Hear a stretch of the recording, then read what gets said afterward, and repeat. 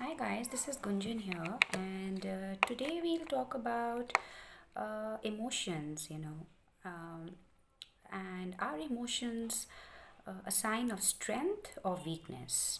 I think that's a topic which is really close to my heart. I just thought I'll put it on in a video. I hope you understand the difference between being emotional and being sentimental, uh, and they're not, we're not confusing both these terms.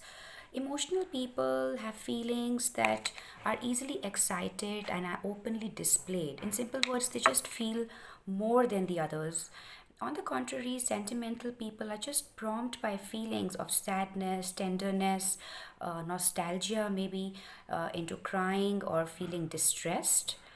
Is being sentimental a sign of weakness? I think yes, sentimental is a sign of weakness. Is being emotional a sign of weakness? Not at all, guys. It's being emotional, in fact, is a sign of your biggest strength in life. You feel more, you laugh more openly, you love more fiercely, your anger is more powerful, your tears are more valuable, and uh, your passion in life, you're passionate in your life, and everything that you feel is more open and expressive. You need to be more emotional to be successful. I think from all the world's greatest leaders to all the most successful businessmen, from passionate artists across the world to maybe determined sports personalities, everyone is emotional, and that's what gives them the drive to achieve their commitments and goals in life. So, if you're not emotional, it simply means you aren't feeling anything. And if you're not feeling anything, there's nothing in the world that can stir you up, that'll achieve you any sort of success. Think it in a way that if you're unemotional, it means your life is more mechanic and less human, and that's not how definitely how you'd want to live your life. Don't be sentimental, be sentimental. Being sentimental can rob you of judgment and reason, and you will end up crying and feeling miserable even in the slightest of discomforts. Remember, while being emotional, you should also learn to control them, and not, blurt out anything without any reason. So be emotional, use your anger, use your joy, use your sadness, use your love, and channelize all your sadness. So that you can focus on achieving your dreams and all your goals. I think there's a certain stigma attached to being emotional. Some of us feel that we are over emotional, and at some point in your life. But however, the good news is that, as I've said earlier, being emotional is definitely a not sign of weakness. It's a sign of strength. It can be an asset to our life. And here are some quick tips that how we can use our emotions more effectively in our lives. I think you're less likely to numb yourself if you're an emotional person. You're in touch if you're in touch with your emotions, letting them come and go naturally. You are at far low risk of adopting unhealthy behaviors designed to numb feelings. So it's definitely not possible to numb emotions. So you end up having a bland and distant emotional life. This may lead to personal developments to stagnate in your life. Secondly, also very important factor that I feel is that less emotions can ultimately lead to more suffering in life. If you're not using external numbing strategies, like people get into alcohol, overeating habits, or maybe drugs, or maybe workaholic, workaholic abilities, habits.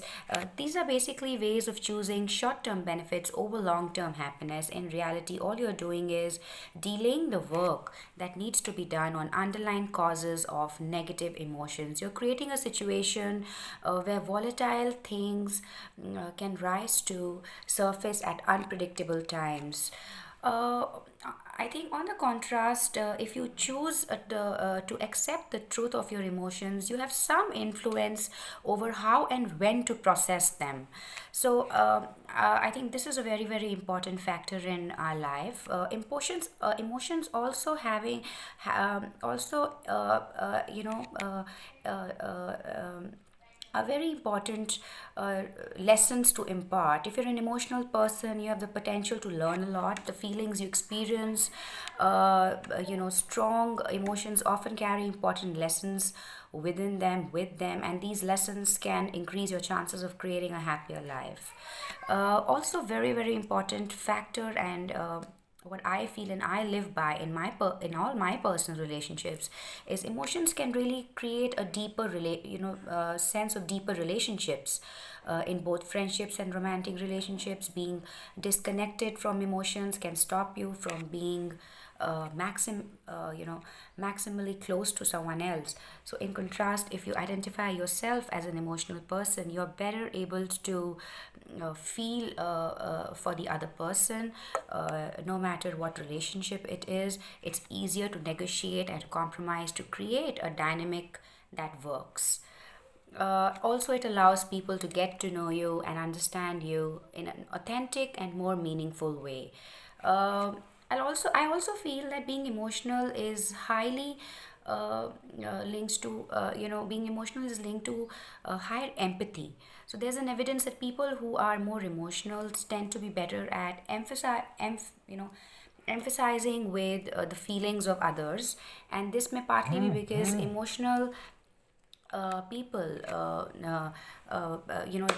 they're not scared to put themselves in anyone's shoes, because they want to experience the full force of their feelings within them. So it all stands to reason that people who are more in touch with their own emotions are likely better to identifying feelings in other people, enhancing the capacity for empathy. So I think it's a small video that I wanted to make, and I hope you like my video. Lots of love to all you guys. Be emotional, like I've always said, and have a vibrant day ahead.